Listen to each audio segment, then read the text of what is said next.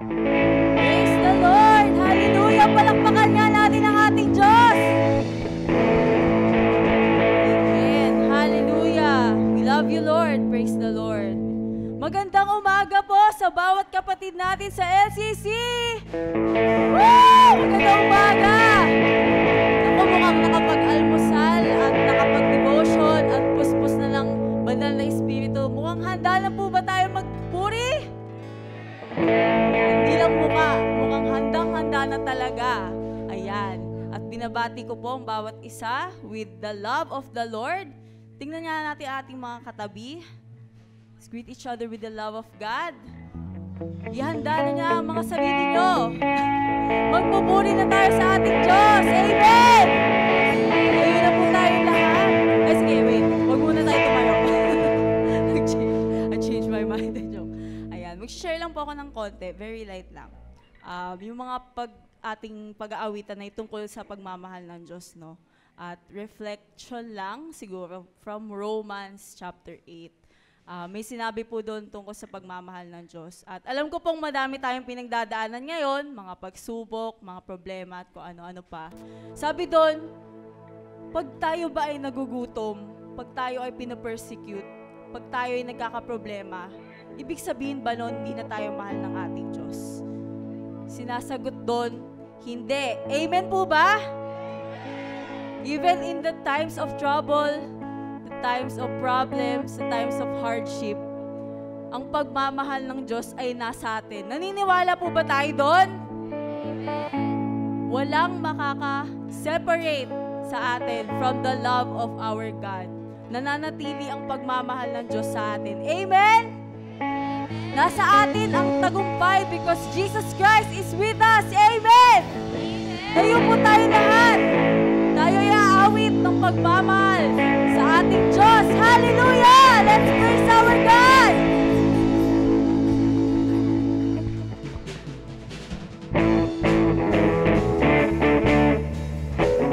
Hallelujah! Awit tayo na may pagmamahal sa ating Diyos. Wala nang mas masaya pa kaysa sa pagpupuri sa Kanya. Nothing better than this. What we have is heaven. It's moments like this. They will last forever. You are the love of my life. Declare to God, I will never let you go. You are the flame burning bright, and I've just gotta let you know. Never let you go. I will never let you go. Whoa. Lord, we will never let you go. You go.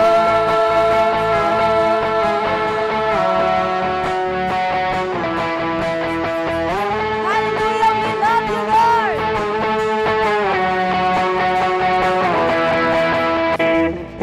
Running over and over again. This joy is so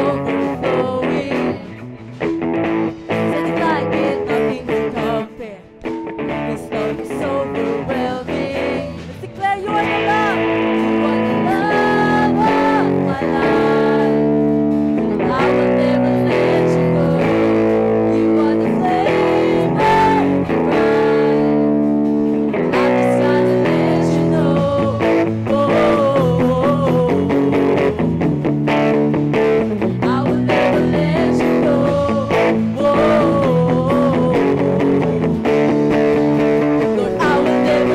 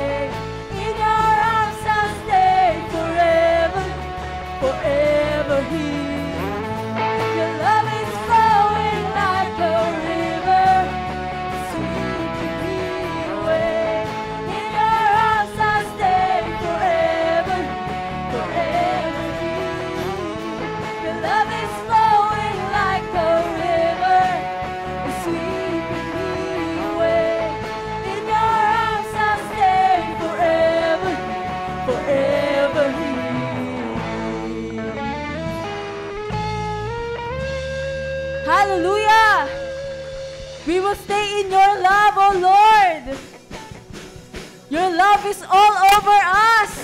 So thank you, Lord, for filling us with your love.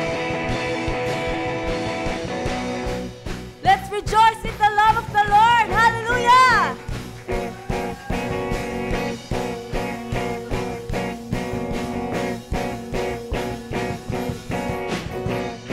Your light is over me, flooding over me.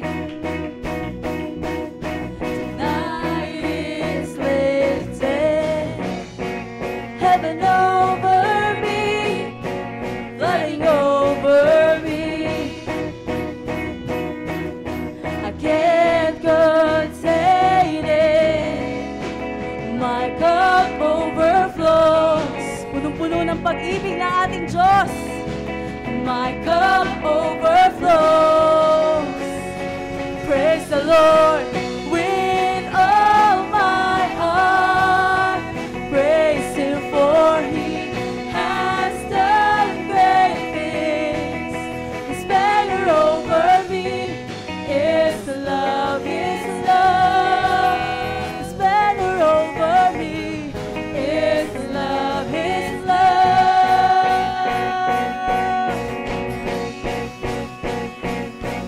Hallelujah. Your light is over me, flooding over me.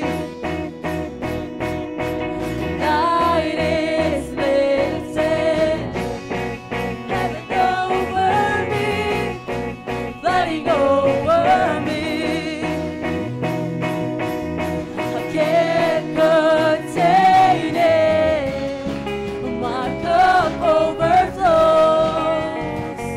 Filled with your love, my cup overflows. Praise the Lord with all my heart. Praise Him for He has done great things. His banner over me is love, His love. His banner over me is love, His love. Praise the Lord with all my heart. Praise Him for He has done great things. Over me is love, His love. His banner over me is love, His love. Let's clap our hands for our God. Hallelujah. Praise You for all You've done, Lord. You brought the sun shining, you turned the dark to day, you made the shadows flee away. Declare everything He's done.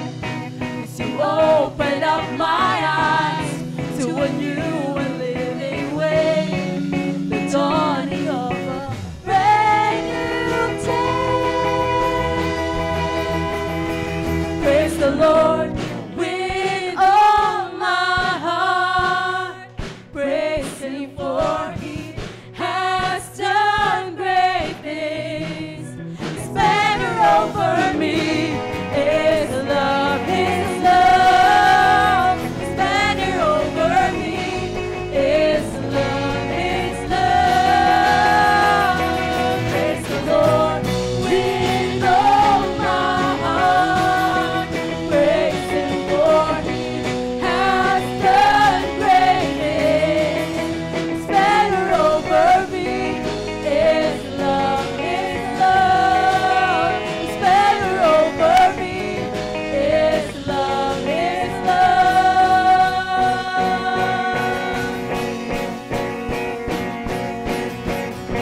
Hallelujah! Thank You for your love, Lord. Hallelujah. Yes, oh Lord. Thank You so much for your love. Pinupuri Ka namin at pinapasalamatan, Panginoon. Dahil yung pagmamahal mo, Lord, ay hindi nagbabago para sa amin. Ano man yung circumstances namin, Lord, kami man ay nasa panahon ng ginhawa o panahon ng kalugmukan, ano man ang hinaharap namin, Lord, we know that your love is here, that you are faithful. The steadfast love of the Lord never ceases. His mercies never come to an end. They are new every morning, new every morning. Great is thy faithfulness, O Lord. Great is thy faithfulness. Once again, we declare, O Lord, the steadfast love of the Lord never ceases. His mercies never come to an end. They are new every morning, new every morning. Great is thy faithfulness, O Lord. Great is thy faithfulness. Yes, we declare, O God, it's the steadfast love of the Lord never cease. Oh God, your mercies never come to an end. Mercies never come to an end. 'Cause they are new every morning, new every morning. Great is thy faithfulness, O Lord. Great is thy faithfulness. They are new every morning, new every morning.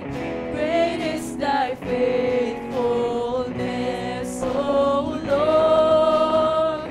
Great is thy faithfulness. They are new every morning. They are new every morning. New every morning. God, you are faithful, Lord. Great is thy faithfulness, O Lord. Great is thy faithfulness, O Lord. Great is thy faithfulness.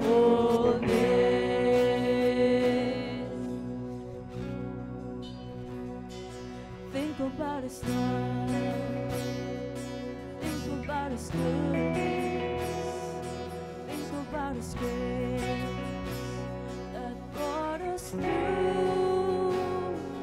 For as high as the heavens above, so great is the measure of our Father's love. Great is the measure of our Father's love. Let's think about his love. Let's think about his love. Think about his goodness. Think about his grace that brought us through. For as high as the heavens above, so great is the measure of our Father's love. Great is the measure of our Father's love. How can I forget his love? How can I forget his mercies? He's satisfied. He's satisfied. He satisfies my desire. Think about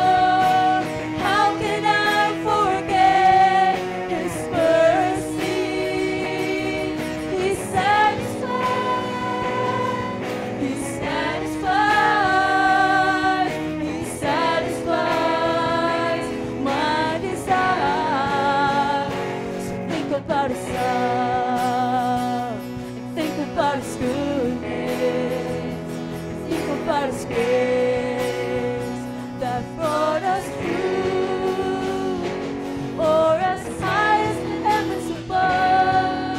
So great is the measure of our Father's love. Great is the measure of our Father's love. And great is the measure of our Father's love. And great is the measure of our Father's love.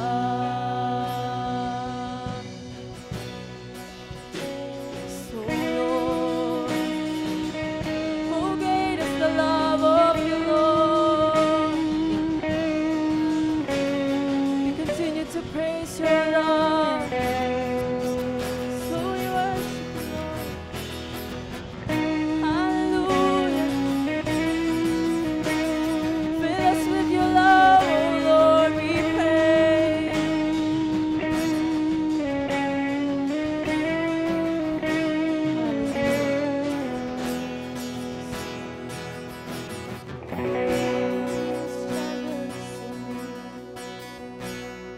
Love's like a hurricane, I am a tree, bending beneath the weight of His wind and mercy.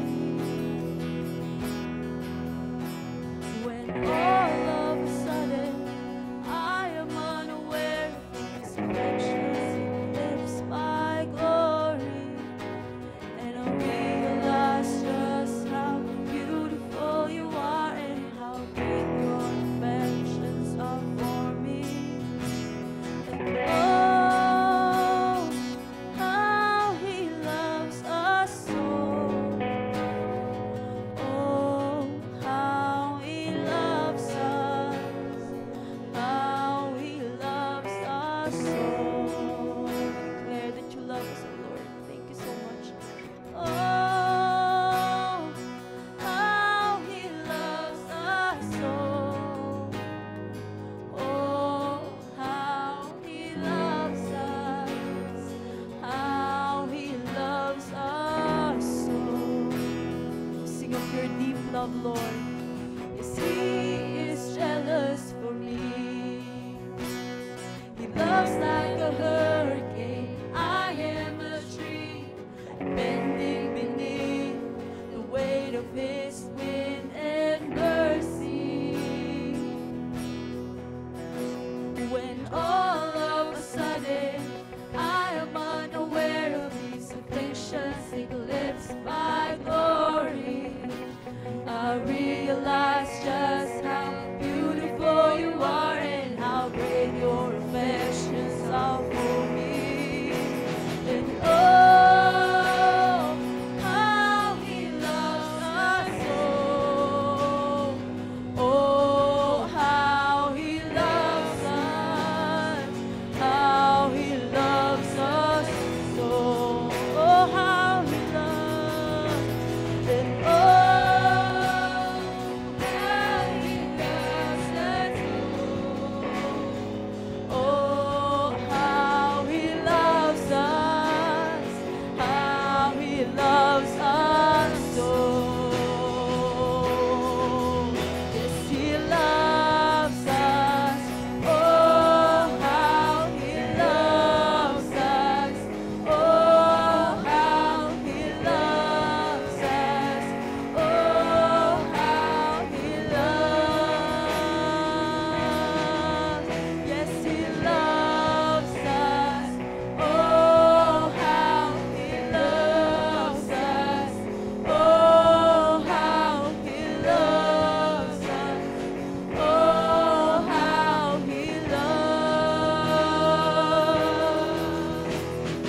We are His portion and He is our prize, drawn to redemption by the grace in His eyes. If grace is an ocean, we're all sinking. So heaven meets earth like a slumber and kiss, and my heart turns violently inside of my chest.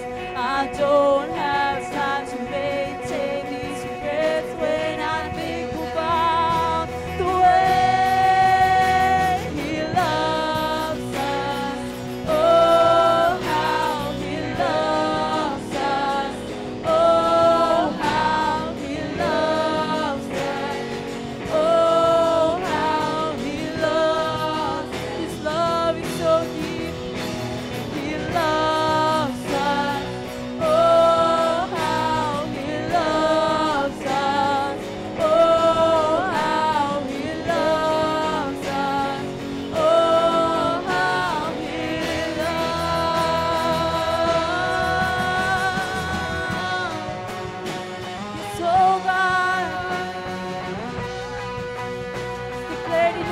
Lord. There is nothing that can separate us from your love. So we declare your love. Thank you so much, Lord, because He loves us. Oh, how He loves us. Oh, how He loves us. Oh, how He loves. Oh, we sing, He loves us. Oh, how He loves. Oh, how He loves. Oh, how He loves. Oh, yes, He loves us. Oh, how He loves us. Oh, how He loves us. Oh, how He loves. Yes, He loves us. Oh, how He loves us. Oh, how He loves us. Oh, how He loves. Yes, He loves us. Oh, how He loves us. Oh, how He loves us. Oh, how He loves. He loves us. Oh, how He loves. The love that saved us. The love that redeemed us. Oh, how He loves deeply. He loves amazingly, oh God. Oh, how He loves us. Oh, your love is great, oh Lord. Oh, we thank you for your love. Oh, He loves, He loves us. Oh, how He loves us. Oh, how He loves us. Oh, how He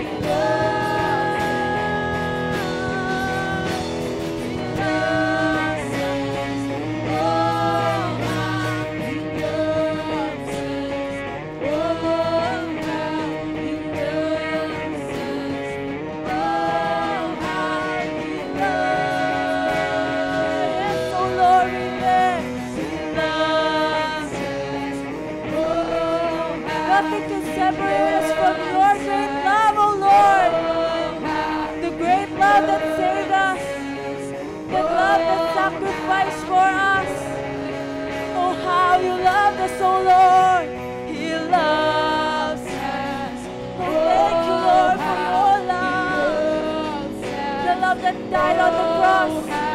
The love that healed me. The love that gave me life. The reason why I live is your love. Yes, you love us.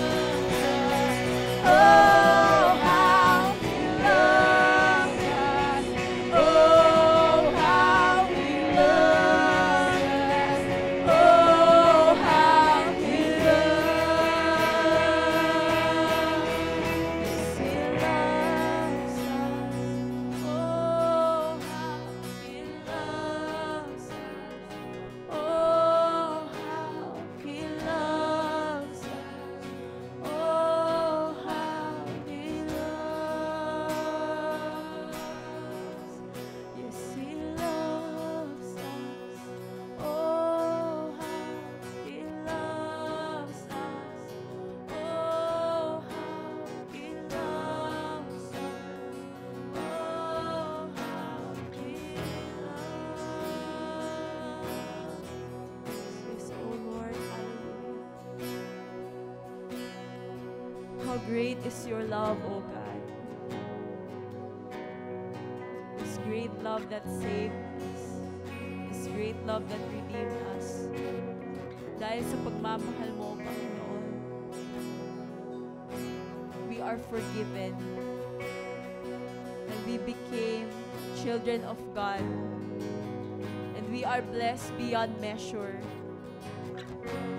At kahit ano pa mang harapin namin, we know that we have this love from you.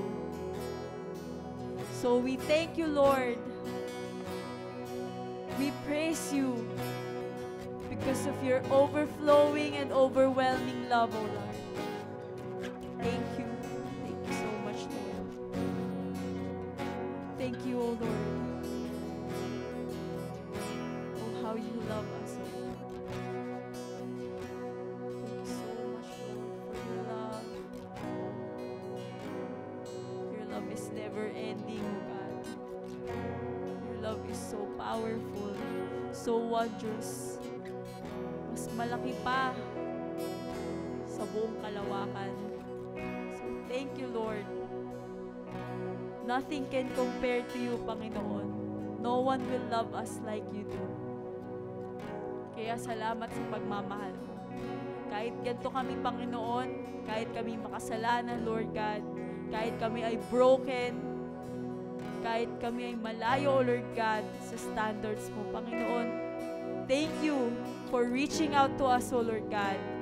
Thank you for loving us, Panginoon. Thank you dahil patuloy kang lumalapit sa amin, Panginoon.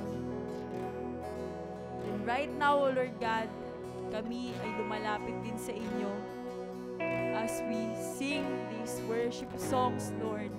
As we pray all of these prayers from our heart, Lord. As we listen to your word today. As we greet each and every brother and sister in Christ with love. We reach out to you, Lord. Ito, Lord God, ito yung love letter namin sa iyo. We're reaching out, Lord God. We're raising our voices. We are lifting our hands. We are kneeling down, O Lord God.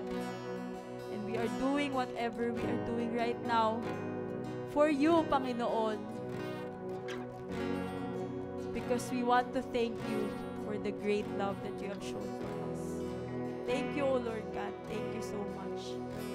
Even though hindi enough, Lord God, lahat ng gagawin namin, we just want to thank you. Thank you so much, Lord. And we praise you, O Lord God, for everything that you have done, and for everything that you are, Panginoon. Because you are great and you are worthy of our praise. Kaya ngayon, Lord God, as we continue our Sunday celebration, naway sa lahat ng parte ng programa, we are filled with your love and with your spirit, Lord. And we declare victory, O Lord God, in every person and in every single part of this program, Lord God. At sa bawat sulok ng simbahan na ito, we pray, O Lord God, that your love will be felt, your love will be seen, your love will be heard, O Lord God, by each and every one. At hindi kami uuwi ngayon, Panginoon, nang hindi nararamdaman yung lawak at yung lalim ng inyong pagmamahal, O Panginoon. At itong pagmamahal na ito ang ibabahagi din namin sa iba pa, so that the world will know the greatness of your love. That's what you deserve, O God. Hallelujah! We pray all of this. We declare your victory and your love in everything. In the mighty name of Jesus Christ, we pray. Amen and amen. Hallelujah!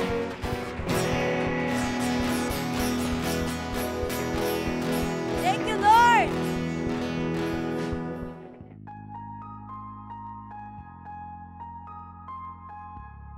Amen. Ayan. Are we ready to hear the message of God? Amen. Hallelujah. So, yun. Marami tayong pinagdadaanan. Amen po ba? Pero hindi yun magiging hindrance para magpatuloy tayo sa Panginoon. Amen! Ayan, hallelujah. So, ang message for today ay it's about faith. Genuine faith. Faith that endures. Yan. In 1 Peter 1, verse 6 to 7. May pinaguhugutan si Pedro rito eh. 'Di ba? Kasi mayroon siyang pinagdaanan. So tayo rin, amidst sa buhay natin, marami tayong pinagdadaanan. Amen po ba? Sino yung walang problema? Exempted. Wala? So tayo lahat ay kailangan natin to. Amen? So yan, wala pa. Hallelujah. So meron tayo rito, bukod doon sa kay Peter, meron tayong mga great men na ipapakita natin na naka-experience ng so much struggle, so much suffering, and yet they overcome. Nag-overcome sila. Amen po ba? So yun. So nandiyan na. So genuine faith. Ito yung faith daw na totoo. Ito yung subok na pananampalataya. Paano nga ba daw magiging subok? So basahin natin sa next slide po. Basahin natin sa 1 Peter chapter 1 verse 6 to 7. Ayan, sa NIV. Basahin po natin. In all this you greatly rejoice, though now for a little while you may have had to suffer grief in all kinds of trials. These have come so that the proven genuineness of your faith, of greater worth than gold, which perishes even though refined by fire, may result in praise, glory, and honor when Jesus Christ is revealed. Tayo po'y manalangin. Father God, maraming po salamat sa umagang ito, Lord. Thank you po sa mensahe mo. Marami kaming mga bagahe ngayon, marami kaming pinagdadaanan, O Lord. But gagamitin mo to, Lord, upang mas maging matatag pa kami, O God, sapagkat meron kang plano for each and every one of us. Hallelujah. Specifically, may purpose ka para sa buhay namin, and we will become overcomers, O God. Gagamitin mo ang mga trials na to, ang mga struggles na to, in order for us na maging mas productive, maging mas victorious, maging mas matatag sa iyong harapan. Maraming po salamat. We claim all the victories sa iyong mga salita, Panginoon. Maraming po salamat. In Jesus' name we pray. Amen. Amen. Hallelujah. Palakpakan natin ang Panginoon. Yan. Tignan nyo yung katabi nyo. Tignan nyo yung mga katabi nyo. Nag-glow ba yung glory ng Panginoon o medyo gloomy dahil merong mga pinagdadaanan? Amen. Smile naman, smile. Yan. Kailangan daw, sabi ni Lord, sa lahat ng pagkakataon ay rejoice. Rejoice and be glad. Amen? So, ito nga, sabi ni Peter, sa lahat ng mga ito, ano ba yung mga yan? So, yung mga pinagdadaanan natin, mag-rejoice daw, no? So, mamaya, babalikan natin yung dadaanan natin. So, we will see o makikita natin sa mga susunod na slides yung mga ibang tao sa Bible, yung mga great people sa Bible na nakaranas ng struggles. These are Bible stories about people who face struggles, mga trials, and they overcome. Next page po. Ayan. So, marami naman tayong pero meron akong napili rito na 4. Si Job, si King David, si Jeremiah, and si Peter. So, hindi naman random lang sila. Marami namang lahat naman ng mga great men sa Bible, nagdaan muna sa struggle bago sila magtagumpay. Amen po ba? So tayo rin, na yung mga may nagdadaanan ngayon, rest assured na something great is about to come. Amen po ba? Parang yan di ba sabi, kapag may unos, ano ba ang kasunod ng unos? Kinabukasan may liwanag, di ba? Lalim, unos, liwanag. Naintindihan nyo ba yun? Naarok nyo ba yun? Amen. So, ito, here are some Bible stories about people facing struggles or trials and they overcome. So, kahit na yung iba, si Joseph, hindi nakasama rito, pero di ba, ano siya, binenta siya ng mga kapatid niya, nakulong, marami pinagdaanan, and yet, later on, nagtagumpay. Si Moses, ganun din. Si Moses, naging prince na, tapos, sinubok, and yet, sinugo ng Panginoon, di ba? And naging great man. Marami pang iba. So, ito lang yung iba. So, number 1, kunin natin yung example kay Job. Job and his friends. Actually, Job and his family and friends, di ba? So, God allowed Satan to buffet Job. Grabe, buffet, yun, no? Parang eat all you can. Kasi ano eh. Di ba, halos lahat ginawa ni Satan kay inalaw. Ganong katindi yung pagtingin, no, di ba? Yung tiwala ng ni Lord kay Job na kaya niya yun, kaya niya. So, God allowed Satan to buffet Job to such a degree that he started to despair even of life and the day of his birth. So, sa tindi nung, alam naman natin, di ba? Yung pinagdanasan ni Job. Hindi ko na po ikikwento lahat. Ipapahapyaw lang natin, di ba? So, ito, yung mga pinagdaanan niya. His friends accuse him of sin. Kasi sabi, nung time na yun kasi, kapag meron kang dinaranas na mga struggle o may mga sakit, karamdaman, pagdarahop, lagi talagang dahilan lang nun. Meron kang sin, meron kang ginawa. So, ginudge na siya, di ba? Inaccuse na siya. May kasalanan ka, sabi ng mga kaman. Di ba? Yung asawa niya, di ba? Yung asawa niya, ang sabi, kinurse na, pati si God. Sabi ron, talikuran mo na yung Diyos mo. Pinabayaan ka na niya eh. Mamatay ka na. Parang, grabe yung ano. Tapos, he lost his children. So, nawala lahat yung kanyang mga anak. Nawala yung kanyang kayamanan. Nawala yung health niya. Nawala yung mga crops niya. Nawala yung mga livestock niya. Nawala lahat ng relationship niya. Pati sa asawa niya at sa kanyang mga kaibigan. Meron bang nakakaranas sa atin ng ganon? Wala pa naman, ano? So, ganito katindi yun. Si Job felt like he was God's enemy. Parang pakiramdam niya na-depressed na siya eh. Due to his suffering sa Job 13:23-24.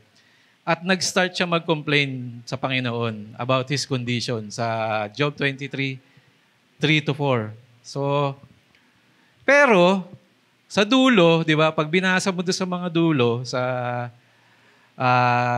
Job 39, Job 38, Job 39, saka hanggang 42, na naka-recover, ni-restore ni God lahat, at mas higit pa.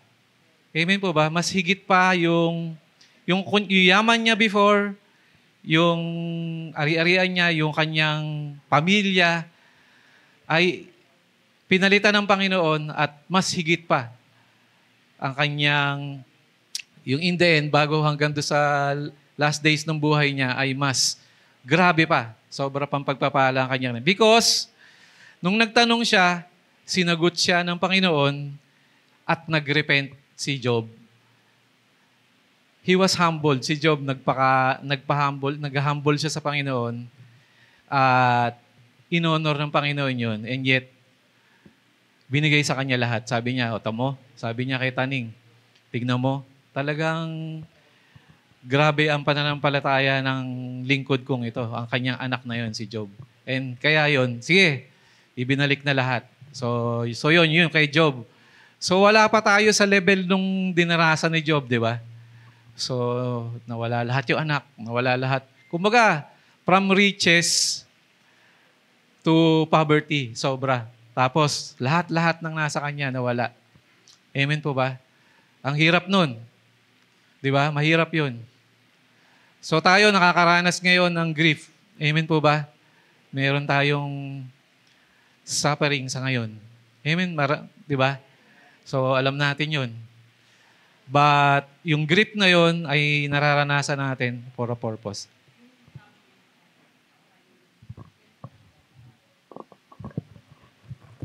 Thank you, Ate Au. So, yun. So, si Job. So, next po ay yung pala, yung nangyari kay Job ay maraming suffering. Yun, sufferings. Yun yung pinagdaanan niya. So much sufferings. Tama po ba? Pero na-overcome niya yun. Next ay si King David. David's plight and flight. Yung plight, yung pina-plight ay yung hindi magandang sitwasyon. Yun. Unfavorable condition. Yun yung flight na Tapos yung flight naman, syempre, yung kanyang mga pagbabiyahe-biyahe. Si David naman nakaranas ng persecution. Kanino? Nakaranas siya ng persecution kay King Saul. Alam naman natin, nung inanoint na si David para maging king, hindi pa, maraming taon pa bago talaga siya kinoronahan, di ba? Tama. So, even after David had been anointed king and chosen by God, he still had to run for his life. Some scholars nga believe he had to run for his life from the wicked King Saul between 7 to 10 years. So, ang haba pa nun, ano? David was innocent, but King Saul kept relentlessly pursuing him, trying to put him to death. Sa 1 Samuel 23. David cried out often to God, as in Psalm 142, verses 1 to 2. Ayun, sabi ron, with my voice I cry out to the Lord. With my voice I plead for mercy to the Lord. I pour out my complaint before Him. I tell my trouble before Him. So ganun yung yung plight o kumbaga yung condition ni David nung time na yon. And alam na rin naman natin na merong chance na nung nasa kuweba sila di ba, yung nando si Saul at meron siyang ginagawa. Meron chance si King David na patayin na si Saul, di ba? And yet, ang ginawa niya, hindi niya pinagsamantalahan.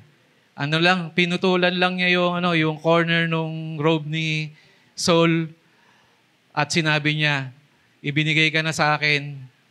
Kumbaga, may chance na ako na lamang ka o gawin sa'yo ko ano yung pwede kong gawin pero hindi ko ginawa sapagkat lingkod ka pa rin ng Panginoon.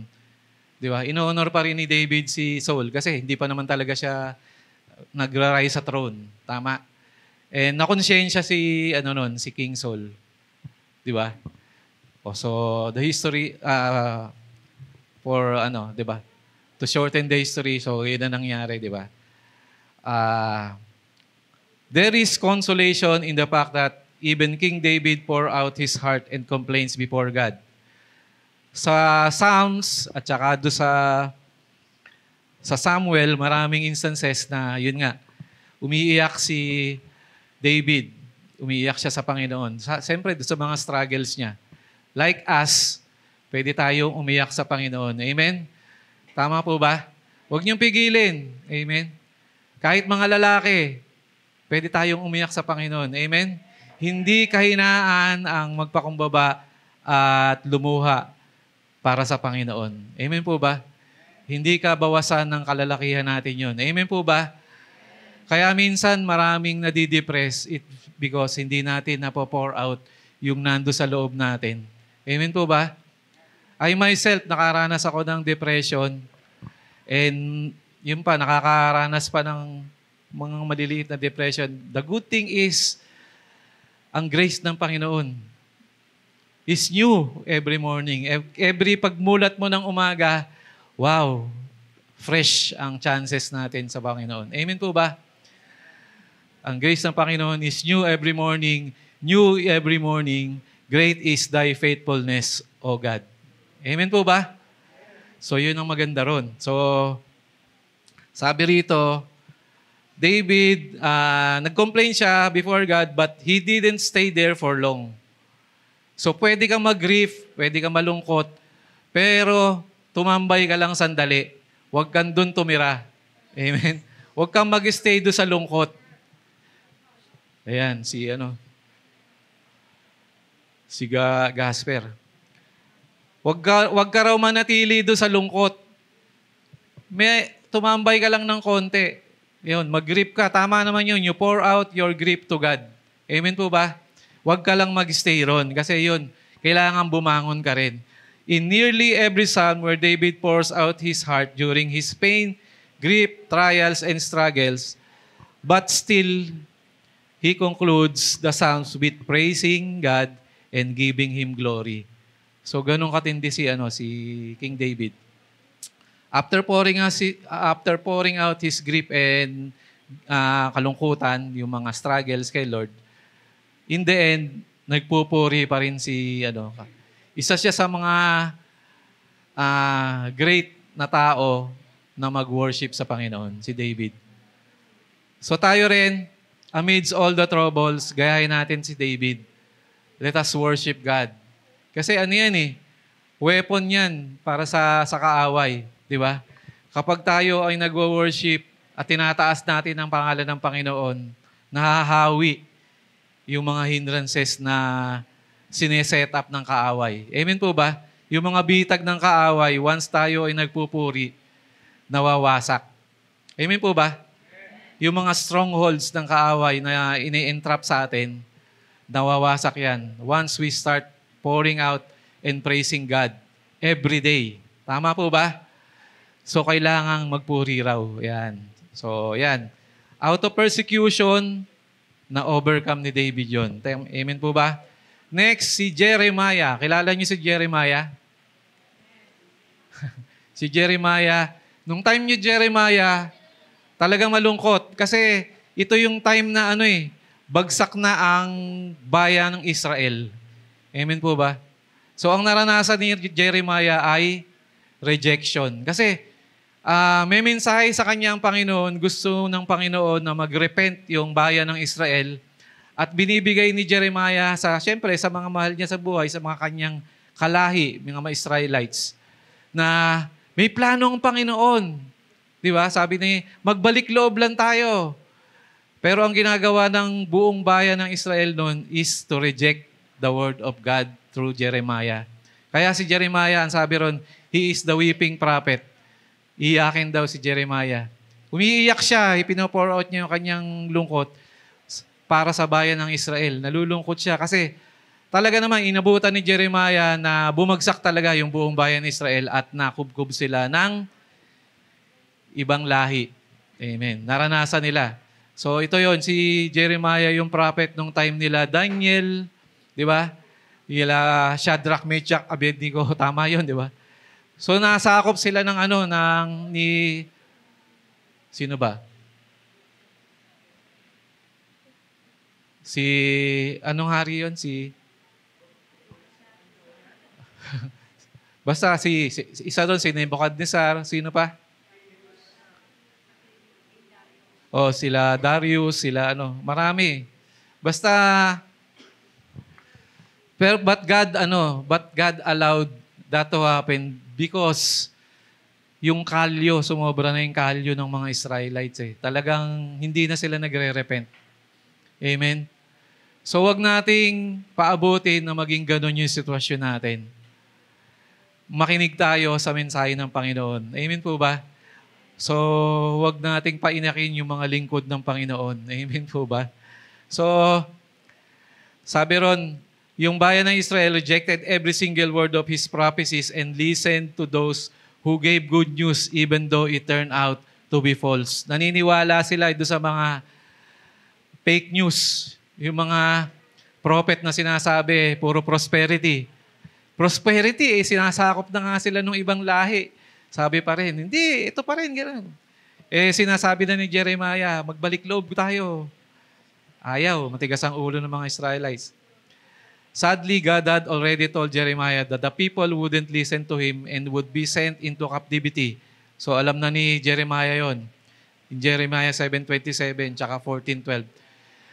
There was nothing that Jeremiah could do. Wala na siya magagawa to persuade the people, and this made Jeremiah lament even more over the nation's rebellion towards God. Kaya nga, the weeping prophet siya. Kasi nung time niya, sobra yung lamentation, sobrang lungkot, sobrang hapis.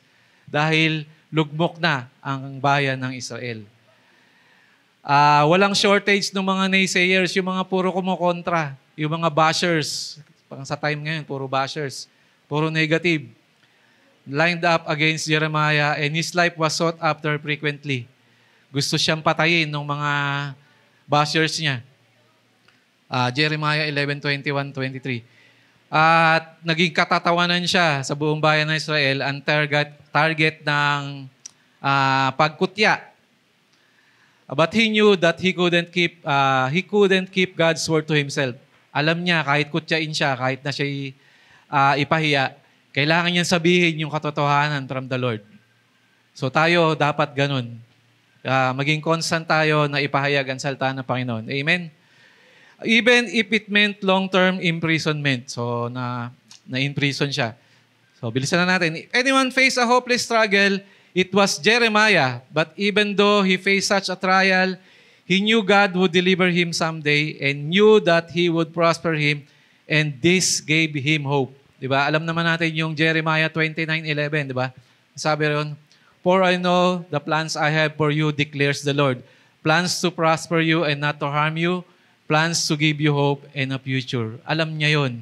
At pinanampalataya niya, pinanghawakan ni Jeremiah yon sapagkat dineclare ni Lord sa kanya yon.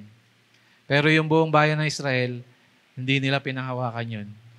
So kaya nakugub sila. But after 70 years, alam naman natin, na-restore din ang bayan ng Israel. Amen po ba? Amen. So ito, si Peter. Kaya ito ihugot ni Peter. Peter's denial. So ano yung kanina? Kay Job, sufferings. Kay David. Ano kay David? Persecution. Kay Jeremiah ay rejection. Ito naman kay Peter ay takot. Dininay niya ang Panginoon dahil sa takot. Amen? Diba, just prior to his denial, ang yabang pa ni Peter, David tuloy, no? Ang yabang pa ni Peter, he was bragging how he would never deny Jesus. Diba? Sabi niya, hindi ko gagawin yan, Panginoon. Hanggang kamatayan, di ba? Sabi nun. Matapang naman talaga si Pedro sa Mark 14:26-31. Pero eventually dininay rin. Peter did deny Jesus. Hindi lang once, hindi lang twice, but thrice. In Mark 14:66-72. So after madinay niya ng pangatlo, di ba yung tumilaok yung manok, naalala niya, di ba? Sabi niya, he broke down and wept sa Mark 14:72. So, na-realize niya ano yung ginawa niya nung dininay niya sa Panginoon. And later on, it appeared na Peter decided na hindi siya worthy. I am not worthy, sabi niya. Bumalik siya doon sa kanyang old na ways, pangingisda, di ba? And they said to him, "We will go with you." Nadamay pa yung mga disciples.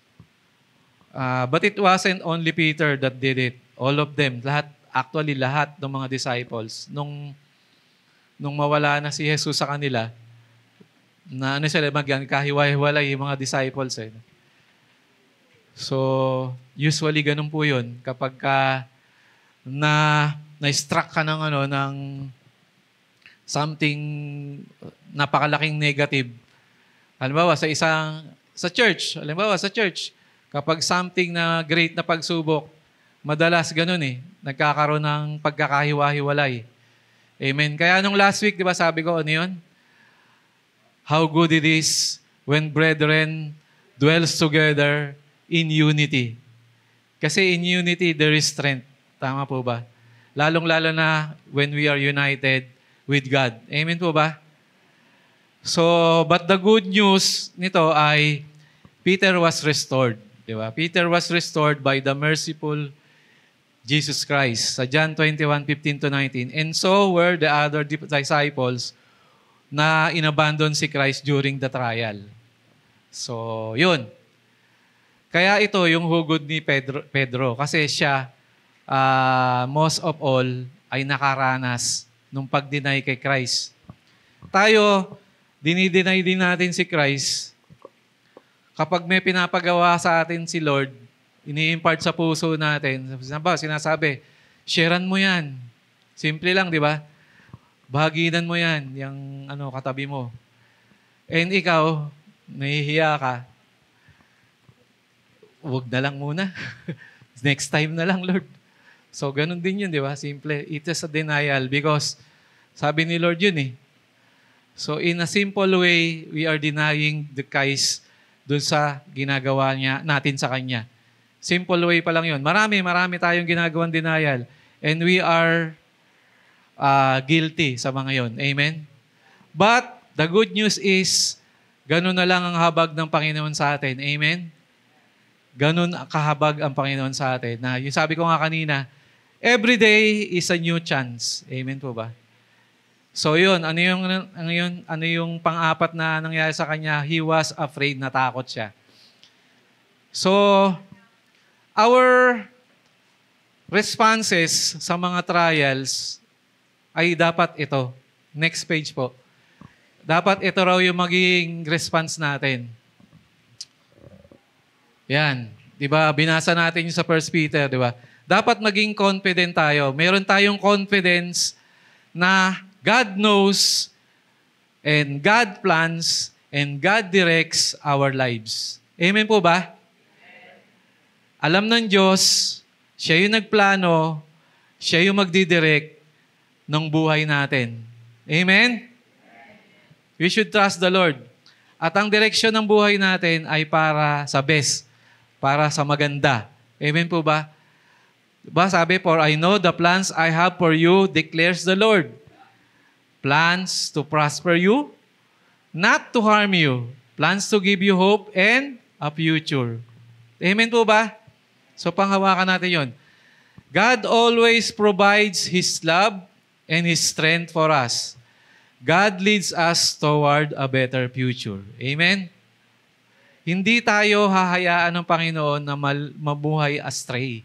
Hindi tayo hahayaan. Amen? Mahal ba natin ang Panginoon? Mahal po ba natin ang Panginoon? Ano yung sabi sa Romans 8:28?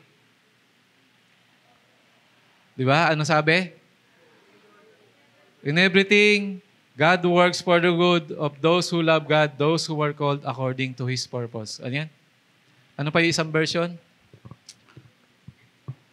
All things work for the good of those who love God, those who are called according to His purpose. For the good.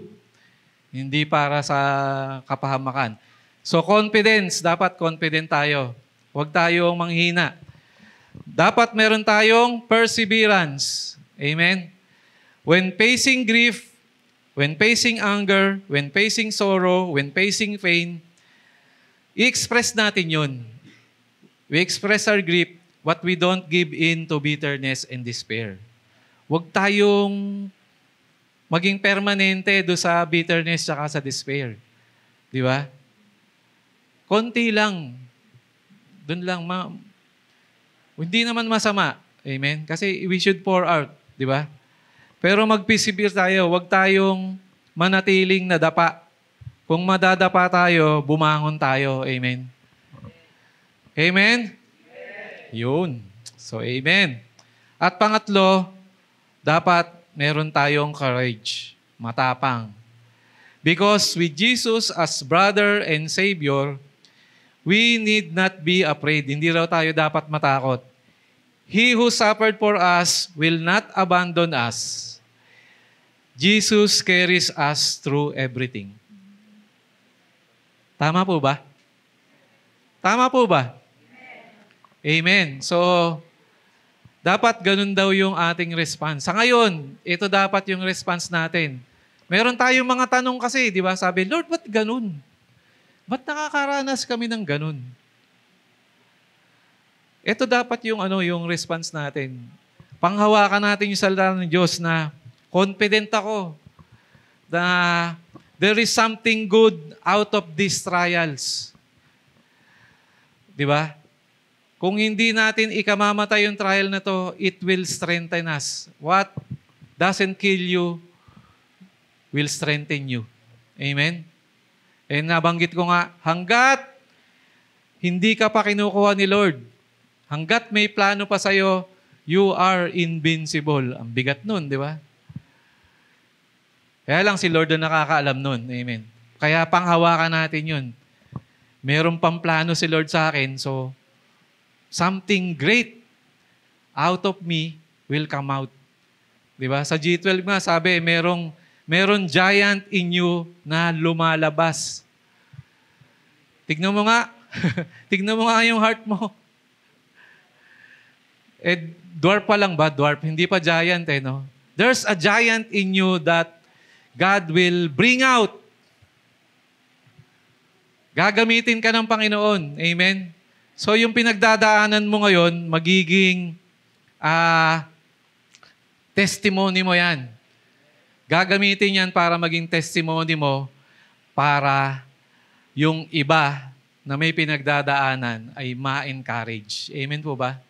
Because they will see how good it is ang Panginoon sa atin. Amen po ba? Amen, amen, amen. So, confidence, perseverance, and courage. Ayan. Amen. So, gets po ba? Ito dapat yung approach natin o response natin out of all the trials. So, kung hindi man nating masumpungan sa personal, balikan natin yung mga great people ng Panginoon. And God, Jesus Christ is the same yesterday, today, and forever. We have the same God na ginamit sila noon and the same God that will use us at this present time. Amen? So next page. Sunod po, yan, conclusion na. So lahat tayo, di ba, sabi ron, all of us struggle with our faith. Iba-ibang level lang ng struggle. Merong napakabigat. Meron namang medyo-medyo at saka slight. Suffering from severe trials, but there is no faith worth having that has not been tested by fire. Ayun daw. Sabi daw sa 1 Peter, di ba? Chapter 1, verse 7. 6 and 7. So, tinetest yung ating pananampalataya. We must accept trials as part of the refining process that burns away impurities and prepares us to meet Christ. Amen? We look forward to meeting Christ. Haharap ka ba sa Panginoon na may blemish? Di ba hindi? Pag humarap ka sa Panginoon, malinis ka na. Amen? Tama po ba? So sa pinagdadaanan natin, para raw yung ginto, parang ginto, as gold is heated, yung ginto, ako nakaranas ako ngayon, nakapagtrabaho ako before nung nag-aaral ako sa jewelry shop. Nagtutunaw kami ng gold nun Tapos may hinahalo kaming mga, ang tawag doon, borax yata yun, tsaka mga ibang chemical. Habang inaapoyan mo siya, lumulutang yung mga yung mga hindi pure. So yun, sabi ron, as gold is heated, impurities flow to the top and can be skimmed. Humihiwala yun, tas pwede mong tanggalin. So, kailangan talaga pagbagahin mo. So, natutunaw. Madali lang naman matunaw ang ginto kasi mababa yung melting point niya. Mas mababa siya kaysa dun sa mga bakal. So, kaya nga ginagamit pang pang solder ng sa mga electronics. Gold yun. So as gold is heated, impurities float to the top and can be skimmed off.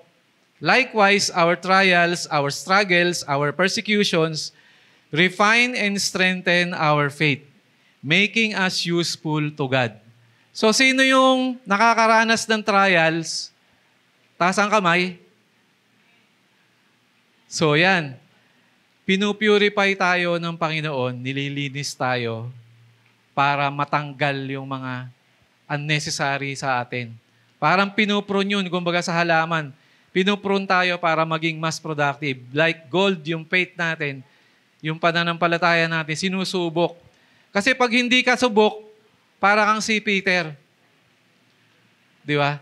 I-deny mo si Lord. Pero nung si Peter ay nagbalik loob na sa Panginoon, grabe ang nagagawa ni Peter because of God. Mas grabe. anino lang ni Peter, di ba? Madaanan lang ng anino ni Peter, gumagaling eh. Amen po ba? And yet Peter denied Christ 3 times. So tayo, siyempre naman, mas mababa tayo sa level ni Peter. Di ba? Pero something good, something in you will be used by God for greater things to come. Amen. Gagamitin tayo ng Panginoon. Amen. So, ito'y prayer natin. It is my prayer that our struggles ay huwag tayong ma-destroy, huwag ma-destroy yung faith natin, but instead, strengthen it. Lalo pang lumakas yung pananampalataya. A faith that is being refined becomes more precious than gold because it lasts. Tumatagal siya, nag-i-endure siya. Amen? Subok na eh. Subok na matibay, subok na matatag. Listen to what Peter says dun sa 1 Peter 1:7. Sabi ron, and he certainly knows dahil sa experience na, the tested genuineness of your faith, more precious than gold that perishes, though it is tested by fire, may be found to result in praise and glory and honor. Results in praise and glory and honor at the revelation of Jesus Christ. Dun sa, kapag nireveal na yung second coming ni Christ, tayo rin, di ba, i-honor tayo. Amen? Kasama tayo, may crowning na mangyayari because our faith ay tested na. Nag-endure niya, genuine na. So, huwag kayong mag-alala sa una, di ba, sa simula. Siyempre, kanya-kanyang antas ng pananampalataya. Merong grade 1, merong grade 2, merong grade 3. But rest assured na ang grace at habag ng Panginoon ay, di ba, infinite ang Panginoon. Amen. Habang nandito ka pa sa mundo. From glory to glory. Gino-glorify tayo ng Panginoon. Amen po ba? Amen po ba? So pagka tinanong tayo, bakit nakakaranas tayo ng ganun? Kristiyano ka na. Maraming ganyan di ba? So ito dapat yung sagot nyo ron. The testing of our faith ay ginagawa para ma-purify pa tayo, para ma-strengthen pa tayo. Dahil something great ay mangyayari sa buhay nyo. Amen? Pagkatapos ng, sabi ko kanina, di ba? Pagkatapos ng bagyo, pagkatapos ng onos, sisikat din ang liwanag. Amen? Amen po ba? Amen po ba? Palakpakan natin ang Panginoon. So, sa lahat ng ating pinagdadaanan ngayon, yun ang panghawakan natin. Sisikat din ang liwanag. Amen? Hallelujah. Hallelujah. Hindi habang panahon, may bagyo. Amen. So, si Lord ang magdadala sa atin nun. He knows, He plans, He directs our lives. Amen. Panghawakan natin yon. Amen. Tayo po tayo. Hallelujah. Hallelujah. Hallelujah. Amen. Panginoon. Hallelujah. Although, sa oras na to, Lord, napakalalim minsan pag nagbuntong hininga kami ng, ay, nako, di ba? Lahat tayo, di ba? Parang pag nakita nung iba, ang lalim naman ng buntong hininga mo. Pero tayo ay mapalad sapagkat ang binubuntong hininga natin ay si Lord. Meron tayong Lord na matatakbuhan. Amen? So let us pray. Hallelujah, hallelujah. Lord, maraming po salamat dahil tinuruan mo kami sa umagang ito, Lord, na amidst all the trials, amidst all the struggles na nararanasan namin ngayon, O God, tinetest mo lamang ang aming faith. Hallelujah. Pinapataas mo ang antas ng aming pananampalataya to get closer to you, Lord. Hallelujah. Sapagkat there is something great, O God, in us na nakikita mo. Hindi man namin to nakikita, Lord. Ikaw ang magpapalabas nito at gagamitin mo kami sa mas greater things to come, Panginoon. Hallelujah. You are the same God You are the same yesterday, today, and tomorrow, God. Panghahawakan namin to. Kung paano mo ginamit si Jeremiah, kung paano mo ginamit si Peter, kung paano mo ginamit si David. Hallelujah. Gagamitin mo kami ngayon, this time, O Lord. Hallelujah. Hallelujah. Minsan, simple lang. Unti-unti, pataas ng antas. And as we struggle, O God, we reach a level ng faith na malulugod ka, Panginoon. Hallelujah. And out of this kaluguran, napapangiti ka namin and sisikat ang bagong umaga sa buhay namin, Lord, na may pagpapala at may tagumpay. We will become overcomers sa buhay na to, Lord. Hallelujah. With you in us. Hallelujah. Magagawa namin to lahat kung kasama ka namin, O Lord. Hallelujah. And our lives will never be the same again. Our lives will never be the same again sapagkat ikaw ang kasama namin, Panginoon. Hallelujah. So amidst all the troubles, amidst all the grief, we are pouring out to you lahat-lahat ng kabigatan sa puso namin. Kung meron kayong kabigatan, hawakan nyo to symbolize yung kabigatan. Hawakan nyo yung puso nyo and itaas natin sa Panginoon. Lord, you can see through our hearts, wala kaming maitatago kung nakangitiban kami sa aming mga kapatid.